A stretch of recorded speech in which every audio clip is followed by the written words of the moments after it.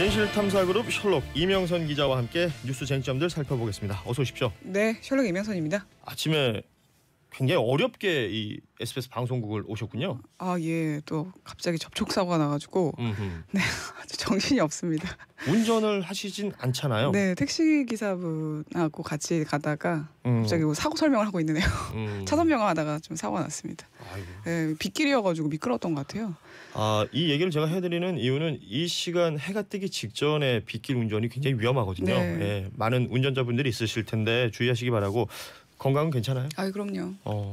진짜 튼튼한 우리. 안경 좀 닦아야 되겠네요. 비를 맞아가지고. 예. 네. 자, 우리 이명선 기자와 함께 뉴스 쟁점들 살펴보도록 하죠. 첫 번째 뉴스 시작합니다. 네, 여러분, 관측사상 역대 두 번째 큰 규모로 많은 상처를 남겼던 지난 2017년 경북 포항 지진은 자연재해가 아니라 사람이 만든 지열 발전소 때문에 일어난 지진이라는 겁니다. 높은 압력으로 주입한 물에 의해 확산된 공급압이 포항지진 단측면상에서 남서 방향으로 깊어지는 심도의 미소지진들을 순차적으로 유발시켰다. 지금 발표를 보니까 속이 후련하죠. 터널에 갇혔다가 뻥 뚫린 기분. 그 기분은 아무도 모를 거예요. 이제 2년 전이죠. 2017년 11월 15일에 있었던 이 포항 지역의 지진, 당시 수능까지 연기를 시켰었는데 네. 정부가 그 원인에 대한 조사 결과를 발표했습니다.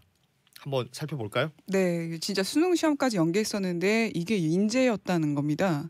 어제 그 발표가 나왔는데요. 지열 발전소 조금 생소하죠. 장풍 선생님이 설명해 주시면 좀 쉬울 것 같긴 한데 이제 간단하게 사업 설명부터 드리면 네. 2010년 MB 정권 때 지식경제부가 지원해서 만들어졌습니다. 10월에 공모를 통해서 사업자가 넥스지오로 선정되고 그다음에 2011년 9월에 공사가 시작했습니다. 네. 국내 처음 건립된 곳인데요. 왜 포항인지가 조금 궁금해서 찾아보니까 다른 지역은 1km당 내려갈 때마다 25도씩 올라가는데 이 포항은 35도씩 올라간다고 합니다. 근데 조금만 파도 빨리 물이 끓어오르니까 포항으로 그렇군요. 선정이 된 거죠. 그러니까 예컨대 지열 발전소의 기준으로만 봤을 때는 포항 지역이 그러니까 적합한 지역이었던 거겠군요. 네. 비용도 줄일 수 있는 것이고. 그렇죠. 그 지열 발전소라는 게 지열로 물을 데워서 발전을 하는 어찌 보면 친환경 에너지를 만들 수 있는 맞습니다. 이런 좋은 취지로 출발을 했는데 결과가 지금 이렇게 참담하게 나와버렸단 말이에요. 네, 이 지열 발전 원리를 조금 더 설명을 드릴게요. 네. 그러니까 지하에다가 4km 정도의 구멍을 2개 뚫습니다. 그래서 차가운 물을 집어 넣으면 이 지열 때문에 물이 끓어오르잖아요. 네. 그럼 거기서 증기가 생기니까 그 증기로 터빈을 돌리죠. 네. 화력 발전도 비슷한 그렇습니다. 원리고요. 예. 근데 이 발생한 강한 압력이 이게 알려지지 않았던 단층을 활성화시켰다는 겁니다. 그러니까 단층에 압력이 계속 누적됐고 이 압력이 한순간에 폭발하면서 포항 강진이 발생했다. 이렇게 조사단은 밝혔습니다. 네. 그래서 정부는 우선 포항 지역 지열 발전 사업을 완전히 중단하기로 했고요. 다른 지역도 지열 발전 사업 자체를 신중히 검토하겠다는 입장입니다. 그렇죠. 신중해질 수밖에 없는 상황이 됐죠. 근데 이게 사실 당시에 많은 분들이 기억하시겠지만 막 건물들이 외벽이 떨어져 나가고 네. 막 심하게 흔들리고 이랬던 광경들 다들 기억하실 텐데 이게 강도 5.4의 지진이었단 말이에요. 네. 그러면 이 정도 강도가 있을 지진이 난 거라면 그 전에 이제 소위 말하는 징후들이 있었지 않았을까. 네. 사실 그때 이 포항진이 있었을 때 여기가 원인으로 하나 지목된 적이 있었거든요. 네네. 저도 기억이 나는데 근데 이게 보니까 좀 문제가 많더라고요. 그 지진 1년 전인 2016년부터 시추공에 그 물을 강제로 주입하는 시운전을 해왔었는데 그때마다 작은 지진이 일어났다고 합니다. 네. 그러니까 작은 지진들 발생 시기를 보니까 물을 주입했던 시기하고 일치한다고 해요. 근데 문제는 이 모든 보고가 내부 보고에서 그쳤다는 겁니다. 그래서 어떤 추측이 가능하냐면 정부가 보고서를 은폐해서 포항진의 원인을 발생했는지를 조금 숨긴 거 아니냐 이런 얘기까지 나오고 있는 겁니다. 그렇게 되면 진짜 심각한 거죠. 네. 아까 말씀하신 것처럼 2010년 당시 이명박 정권 시절에 선정이 됐고 2011년부터 공사가 진행이 됐단 말이에요. 네. 그럼 말씀하신 대로라면 물을 주입을 했다. 그리고 물을 주입을 하는 과정에서 그때마다 이걸 미소 지진이라고 지금 얘기를 한다라는 네. 거잖아요. 아주 미세한 지진들이 감지가 됐는데도 계속 넘어갔다라는 거거든요. 그러면 이게 왜 넘어간 것인지 내부 보고는 됐다고 하니까 네. 이거는 좀 따져봐야 될 것 같군요. 또 문제가 또 있죠. 네, 맞습니다. 개발에 어떤 업체가 참여했는지 또 용역은 누가 담당했는지 이걸 숨겼다라는 얘기가 있어요. 네, 이게 2013년에 시추 과정에서 사고가 났는데 음흠. 이걸 계기로 시행업체가 바뀌어요. 아, 중국의 유니온 페트로로 바뀝니다. 어허. 그런데 이게 적절했는지 논란이 일고 있습니다. 네. 이때 이 업체가 2017년 자사 홈페이지에서 무슨 자랑을 하냐면 안반을 깰 정도로 강한 압력을 가하겠다 이렇게 자랑을 하거든요. 근데 이게 압력이 외국 지열발전 수압의 4-5배 수준이라는 겁니다. 그러니까 절차상 문제도 있고 과연 이 선정 업체가 제대로 어떤 기술을 가지고 있느냐 이런 좀 의심이 가능한데요. 근데 사업을 총괄했던 그 넥스지오가 법정 관리에 들어가서 절차 검증이 좀 제대로 안 이루어질 것 같다 이런 예측이 나오고 있습니다. 네, 앞서 제가 설명드렸던 부분에 대해서 약간의 수정이 필요할 것 같습니다. 그러니까 이 사업이 지열발전소 사업이 선정된 거는 2010년 이명박 전 정권이 맞고요. 공사도 2011년에 시작됐으니까 그때가 맞죠. 근데 말씀하신 물을 주입해서 미소지진 2.2 규모의 미소지진이 발생되는 것을 알고 정부에 보고했다라는 시점은 2016년이니까 박근혜 전 정권 때 벌어졌던 일이다라는 것을 다시 한번 체크를 하고 넘어가야 되는데 지금 말씀하신 것처럼 중국 업체로 뭔가 선정되고 바뀌고 했던 과정의 절차상의 문제도 지적을 해야 되는데 지금 이걸 총괄하던 그 업체 넥스지오라는 업체는 지금 일을 못 하고 있는 거잖아요. 네, 시간이 좀 걸릴 것 같아요. 알겠습니다. 그래도 포항 시민들 어제 좀 보니까 굉장히 환호하시더라고요. 왜냐하면 뭔가 반기는 이게 분위기죠. 네, 왜냐하면 이게 자꾸 원인도 안 나오고 이게 자연지진이 아니라 인재라는 의심이 있었는데 이게 확인이 되니까 좀 안도하시는 느낌이 들었습니다. 근데 포항 지진 피해를 조금 정리해 보면 135명의 인명 피해가 났었고 공식 재산 피해가 850억 원에 달했습니다. 근데 네. 이 850억 원을 훌쩍 넘는 게 정말 이재민이 많았거든요. 800명이 이재민이었고 그래서 체육관 포항 흥해체육관에서 아직도 90세대 그러니까 200여 명이 텐트 생활하고 있습니다. 그렇습니다. 네, 제가 참. 어제 뉴스를 보면서 깜짝 놀랐던 게 2년 전 일이잖아요. 네.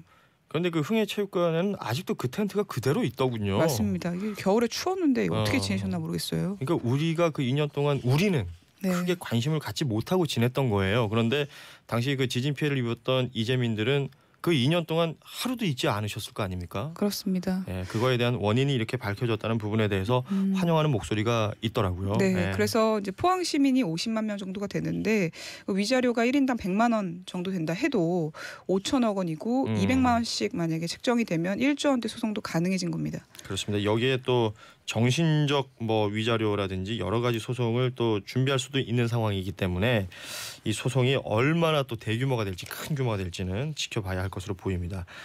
어찌 됐건 자연재해가 아닌 인재라고 밝혀진 이상 여기에 대한 책임, 원인 모든 것 좀 철저히 규명해야 되겠고 책임을 져야 될 사람들이 있거나 또 조직이 있거나 그렇다면 그 부분에 대한 책임도 반드시 물어야겠죠.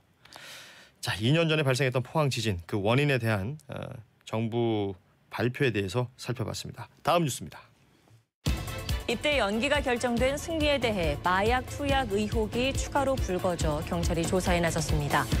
영상 불법 촬영과 유포 혐의를 받는 정준영 씨는 내일 구속 여부가 결정됩니다.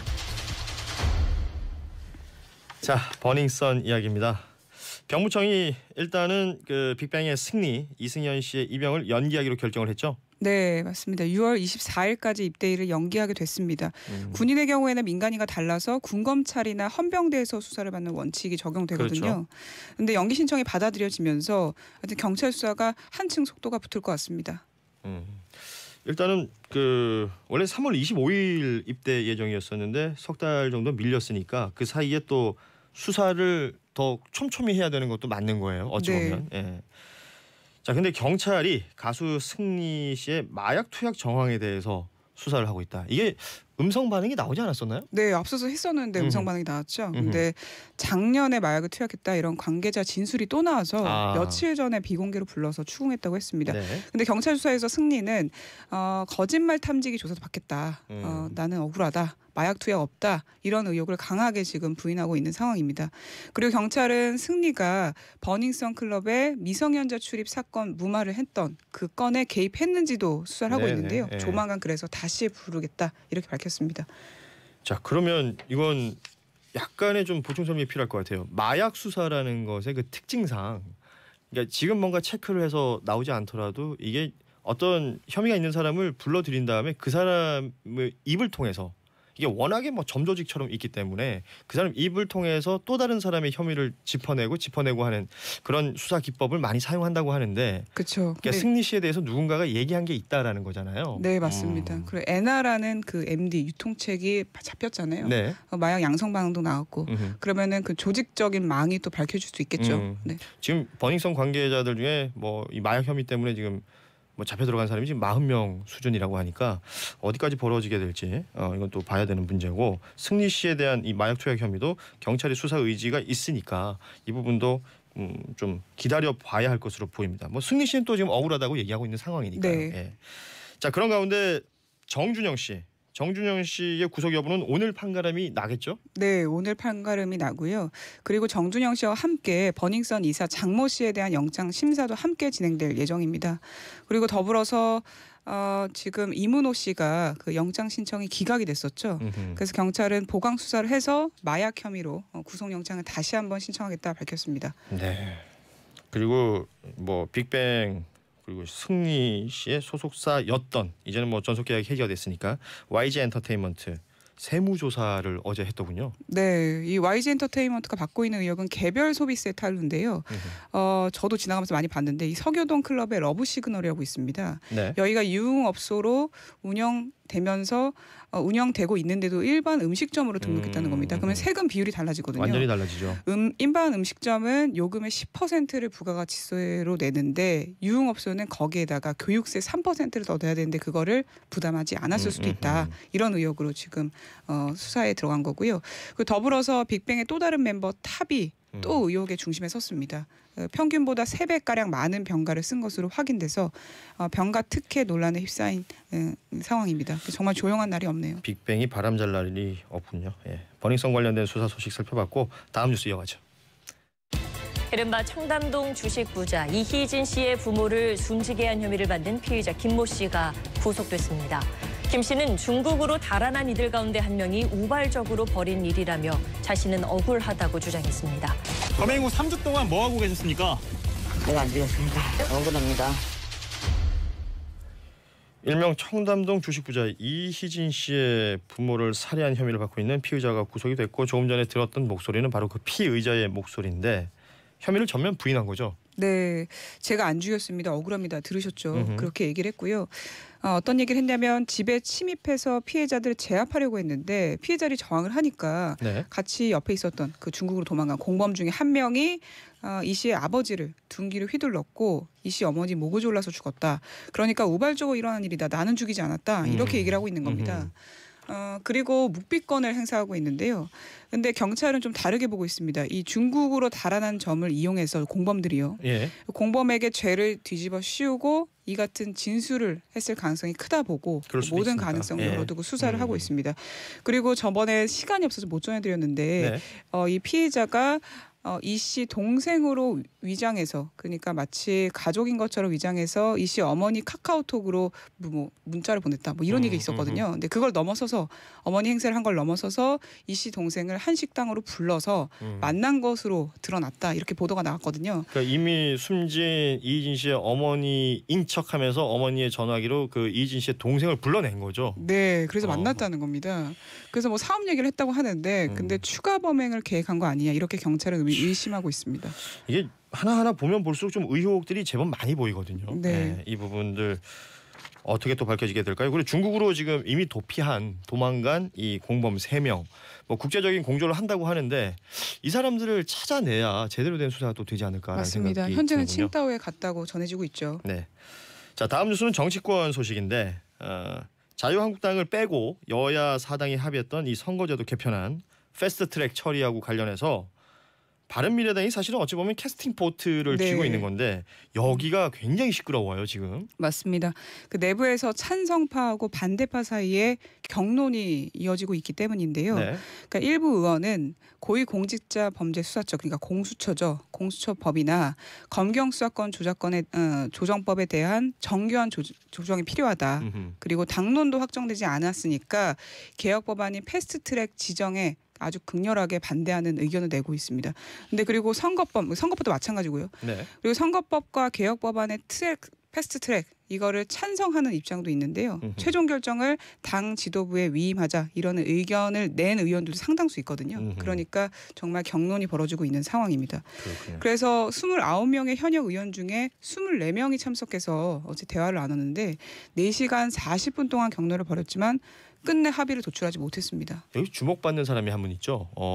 한동안 침묵을 지켰던 유승민 전 대표. 네, 드디어 유승민 목소리를 냈어요. 맞습니다. 오랜 침묵을 깨고 반대 의사를 아주 명확히 밝혔습니다. 기자들을 만나서요. 이런 말을 했습니다. 선거법은 게임의 규칙에 관한 문제이기 때문에 과거 어떤 당이 있더라도 꼭 끝까지 최종 합의로 했던 것이 국회 오랜 전통이다. 이렇게 얘기를 하면서 반대 의사를 명확히 밝혔습니다. 그렇습니다. 바른미래당 내에서의 이런 아주 내분이 있다라는 얘기, 내홍을 겪고 있다라는 얘기 전해드렸습니다. 오늘은 뉴스를 여기까지 해야 할 것으로 보여요. 지금 이명선 기자 교통사고 소식을 저희가 앞서 좀 전해드렸더니 많은 분들이 걱정을 해주시면서 건강 괜찮냐라는 안부를 물어봐주고 계신데 건강에는 큰 문제가 없죠. 아유 그럼요. 네, 그래도 혹시 병원을 가 봐야 되지 않을까요? 그 정도 사고는 아니었고. 아 그래요? 네, 뭐 액땜했다 이렇게 생각하고 있습니다. 그 지금 보는 라디오인데 카메라 보고 손을 흔들어 달라는 분들도 네, 있습니다. 네. 제가 머리가 부시시해가지고 카메라가 저 있군요. 네, 카메라 지금 어디 있는지도 모르고 방송을 하고 있습니다. 아유 정신이 없네요. 그렇습니다. 오늘은 뉴스 여기까지 전하도록 하죠. 다행입니다. 그래도 교통사고에 크게 다치지 않아서. 네. 네. 지금까지 진실탐사그룹 셜록의 이명선 기자였습니다. 고맙습니다. 네, 감사합니다.